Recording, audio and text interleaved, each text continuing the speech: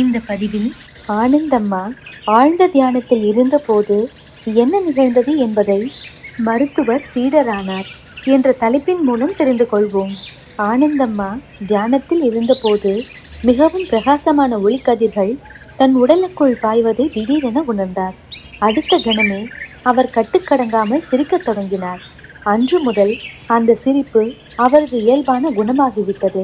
இளம் வயதிலேயே கணவர் திடீரென இறந்ததால் அவருக்கு மனநிலை சரியில்லை என்று அவரது குடும்பத்தினர் நினைத்து அவரை புறக்கணித்தனர். அவர்களின் கருத்துக்களை பொருட்படுத்தாமல் அவர் தொடர்ந்து அவ்வாறே நடந்து கொண்டிருந்த போது அவரது வாழ்வில் மற்றொரு முக்கியமான திருப்பம் ஏற்பட்டது.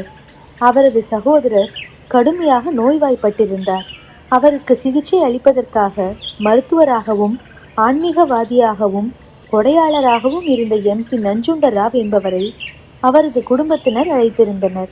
அவர் நோயாளிக்கு சிகிச்சை அளித்து கொண்டிருந்த போது ஸ்ரீ ஆனந்தம்மாவின் உரத்த சிரிப்பை கேட்டு அவ்வளவு சத்தமாக சிரிப்பது யார் என்று அறியும் ஆவலில் நின்றார்.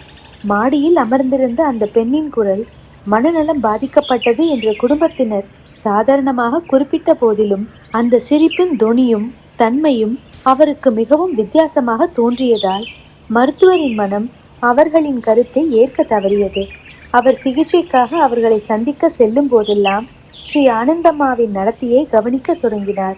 ஒருமுறை கோமலீஸ்வரர் கோயிலின் நுழைவாயிலில் அவள் அமர்ந்து மகிழ்ச்சியாக சிரித்து கொண்டிருப்பதை அவர் கண்டார். தயக்கமின்றி அவர் அவள் அருகே சென்று அவள் இடைவிடாமல் சிரிப்பதற்கான காரணத்தை பணிவுடன் கேட்டறிந்தார்.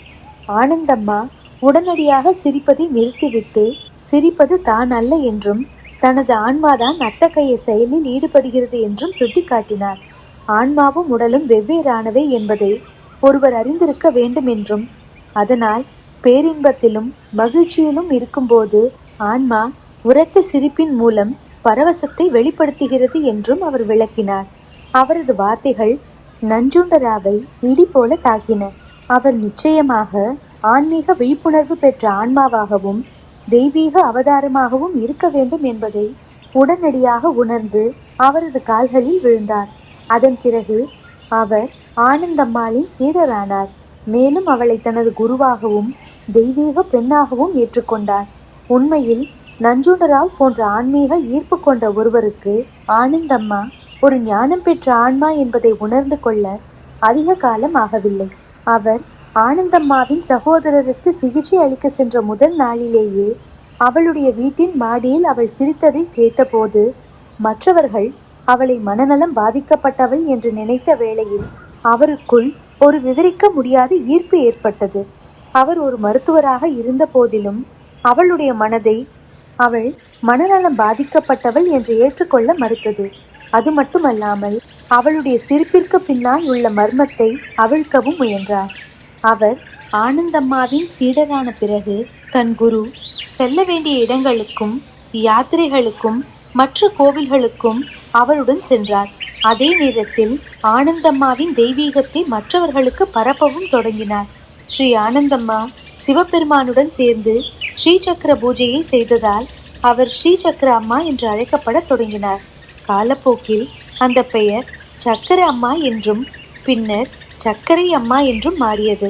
ஒருமுறை அவர் தெய்வீக ஆன்மாவான ரமண மகரிஷியை சந்தித்த போது அவர் ஏற்கனவே ஆசிர்வதிக்கப்பட்ட ஆன்மா என்பதை வெளிப்படுத்தினார். ஆனந்தம்மா ரமண மகரிஷியை சந்திக்க காற்றில் மிதந்து சென்றதாக சிலர் கூறுகிறார்கள்.